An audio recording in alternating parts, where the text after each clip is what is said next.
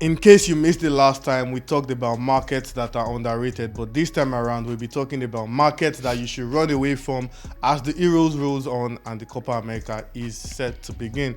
I mean, we've been treated to a lot of football this summer. We're spoiled for action. Euros is ongoing. Copa America is set to begin. We watched the World Cup qualifiers as well. You know what Super Eagles did, but yeah, it's been an interesting one so far. And kicking on from our last video, we are trying to make all our viewers make better informed betting decisions. And this time around, we'll be telling you markets you should simply avoid at all costs. If you can, stay away from this market for any reason at all. And speaking about markets you should stay away from, I think the first one has to be the anytime goal scorer market. I mean, it seems logical to say Kylian Mbappe will score against Austria, but what happened? He didn't score. England, their first game, Harry Kane. It seems logical to say Harry Kane will score. He didn't that's score. That's the thing about tournaments. Cristiano Ronaldo didn't score as well, and on and on. And I could mention 4 or 5 top names that we expected to score, and that's the thing with tournaments. I thought you were going to say only Kai Havertz. No. I'm staying off Kai Havertz. I'm going away from Kai Havertz today. I will try and control myself not to mention his name. Right. So the thing about international football is that it's different. It's different from club football. It's very difficult for you have very little time to impose yourself in game. So basically, it's more of a team effort. Anybody can just score and win it for the team. Yeah. Who would have predicted that Lukaku would not score against Belgium? I mean, to be fair, he had 2 goals disallowed, but who cares? The game is the game at the end of the day. So the first market that you should avoid is anytime goal scorer market, because it is not guaranteed that anybody can score. Yeah. So that's my one. So what's yours, man?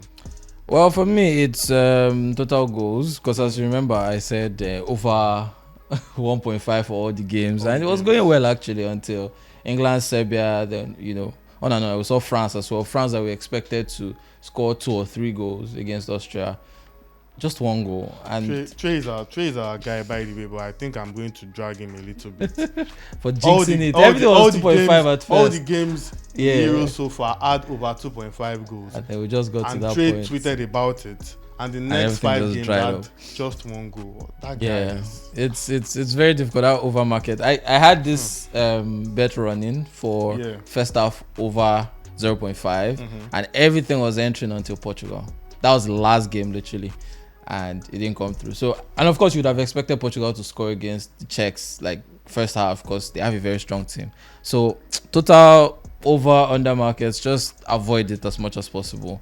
But if you must go for it, then you have to be extra sure of like the teams that you're going for and the game. For instance, if you have Argentina in Copa America facing Canada, you can explore that a little bit, because Argentina have Messi and Canada have Alphonso Davies. But Canada collected four the other day.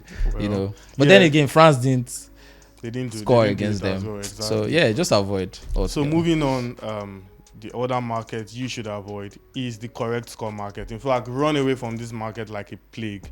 Just run away from this market like it's a trap. Plague. Like, don't let anybody deceive you. What would you have predicted that Slovakia would beat Belgium by 1-0? No, absolutely not. That. So you absolutely not. I could have even seen Belgium not scoring to start with. Exactly. So it's I think Romania beating Ukraine. It's very simple. It's self-explanatory. Yeah. You can rather go for straight wins. You can go for over or under market corner. Something that is a bit more correct, because it's simply luck. Even in your luck, there's luck inside that luck. If you're ever going to do correct score, there's only 1 match you can try. If you do 2 matches, problem. So just avoid it altogether. Yeah. So anyone we should avoid again? First and last goal scorer. Because even we're talking about end time goal scorer being hard already. Now imagine first and last. How do you know? How do you tell? It's a very, very, very complicated market. Even if you are so sure that Mbappe is going to score first, you get in the match and it's Chouameni. I will just pop up, or something like that. So just avoid it. Even if you are tempted and you see again Argentina, you see Messi, you say, oh, that's the day that Lautaro will come and score, or Di Maria come and score first or last. So, and there's no way of knowing last goal scorer. That's just basically a blind stake. Like you can't tell who is going to be the last goal scorer. You can't even predict it because even patterns don't tell you anything. Yeah. So it's just best to avoid that kind of market. Then the last one for me, the market you should avoid is the halftime or full-time scores. I mean, we already spoke about the fact that correct scores is difficult. Yeah, that's difficult in its own right. So now imagine trying to predict halftime and full-time. I mean, Slovakia scored Belgium under 10 minutes. Yeah. And they went on to win that game. If you were to predict, maybe you say Belgium win halftime, Belgium win full-time. That's what you say. Portugal, Czech Republic, you would have said the same. Albania scored Italy first. Yeah. Even though Italy managed to win. So these anomalies will go on and on and on and on. Tournament football. That. Yeah, so I think this is something you should equally avoid as well. Yeah. And on that note, I think we'll just share some of our value tips for the Copa America. We've done same for the Euros last time out, and I think we'll share our value tips for the Copa America. I'm just going to keep this very quick because I think we are going to have a very tightly contested Copa America tournament. I think the favorite remain the favorite, but for me, the market I'm going to exploit in the Copa America is the handicap market.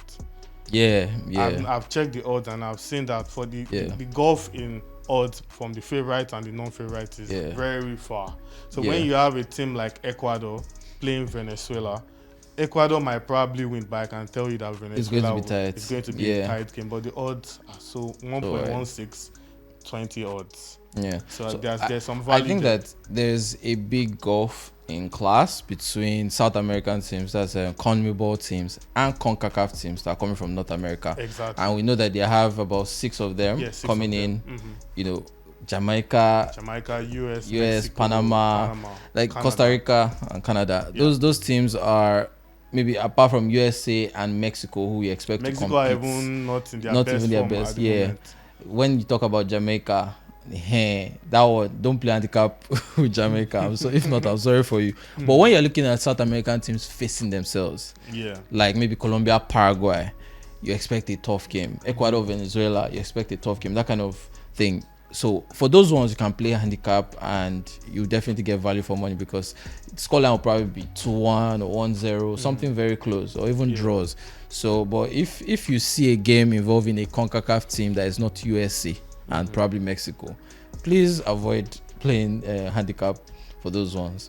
Yeah, so for me, that's just the thing to look out for.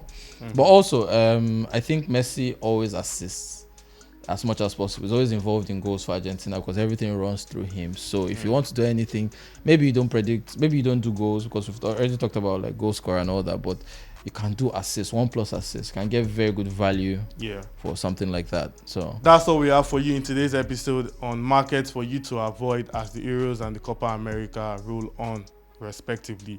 Make sure to watch our coverage of the Copa America and also our video telling you the top favorite markets to go with and also our tips for match day 1. And once again, a very big thank you to our subscribers out there for the support.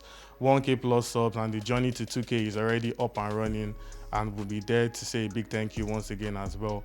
Most importantly, make sure to join us in the comment section, share, like, subscribe, hit the bell icon if you've not done that. And on that note, enjoy your Euros, enjoy the Copa America, and stay cool.